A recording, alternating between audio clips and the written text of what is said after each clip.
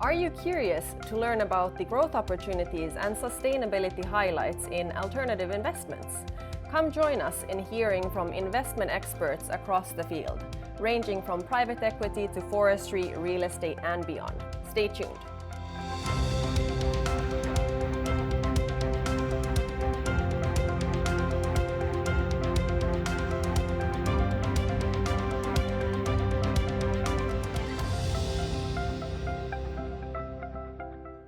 In this episode, we will find out what the market outlook is for forestry investments now and in the future. Together with me, I have Evli's own forestry expert, Roger Naylor. Roger has spent his 20-year career exclusively in forestry investing, previously at an international forestry investment advisor and as chief operating officer at a UK forestry fund manager. Currently, he is the portfolio manager at Evli's Impact Forest Fund. So warmly welcome, Roger. Thank you very much, Petra. Digging right into the topic of forestry investing. So how does investing in forestry work in practice? Well, forestry is an asset class that most people are not very familiar with, but actually the investment principle is very simple. We invest in commercial working forests with trees growing on them, and as those trees grow, investors should benefit from capital appreciation from the land and the timber, and from income from harvesting the trees and selling the timber. So traditionally, we supplied markets in the construction industry, but really the world is facing a shortage of wood as timber becomes the preferred material of choice in construction, replacing steel and concrete, and plastics in the packaging industry. Yeah. So around 65% of the return is from the biological growth of the trees, and then timber price and land price appreciation makes up the remainder. Yeah. And as a follow-up question, who are the investors and what returns have they received?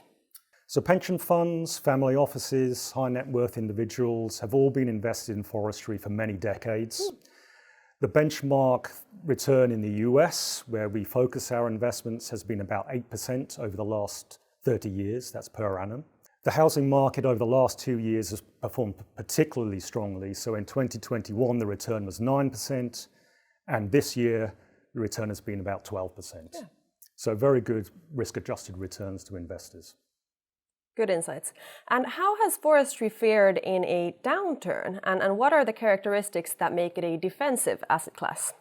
Well, this is highly relevant to today's inflationary environment. So forestry has been a resilient asset class and well recognized for its capital preservation characteristics.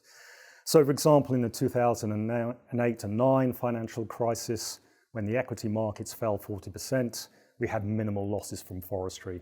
And as I said, this year, we've seen about 12% returns. So it's, as in a market downturn, investors tend to return to real assets, and that helps maintain or even increase asset values. There's a very strong correlation between inflation and forestry returns. So in every 10-year period since 1960, forestry has always outperformed inflation. We see wood demand going up as the general health of the economy increases. Yeah. And because it takes a long time to establish forests, there's no new source of supply to undercut prices. Uniquely, forestry managers can curtail or stop their harvesting during a market downturn when prices fall and wait for those prices to recover. In the meantime, the trees are growing, they're increasing in volume and value. And that biological growth is independent of markets. And forestry is no longer just about timber. So what has changed in the recent years and what makes it a climate solution asset class? Well, this is the real game changer that has occurred over the last 2 years. So we now have the opportunity to monetize the environmental services of forests. Carbon is the big market, but biodiversity credits are going to come along afterwards, and they're going to be big too. Yeah. So investors can begin to have a more diverse revenue stream away from just timber. And I think in any asset class, we tend to see a step change in value, and that is occurring in forestry right now as those underlying investment assumptions are changing. I think of relevance to Evli's clients as well is that investors are using it to achieve net zero climate goals. So as managers, we can measure the wood volume in a forest, and through protocols such as the greenhouse gas protocol, we can convert that into an equivalent carbon volume. So we can now measure that volume annually, report it to investors, and they can offset their emissions elsewhere in their portfolio. Yeah. So really, forestry is the only scalable and low-cost solution right now. So it's difficult to see how investors with a net zero target can achieve that without an allocation to forestry. Yeah. And thinking of ESG, how can investors ensure that the forests are actually managed sustainably? Well, the tool we use is really forest certification. So that's an independent third-party review of the management practices. And if they conform to the criteria, then they're offered a forest certification certificate. And at Evley, we recognise two schemes, the Forest Stewardship Council and the Programme for Endorsement for Forest Certification. Yeah.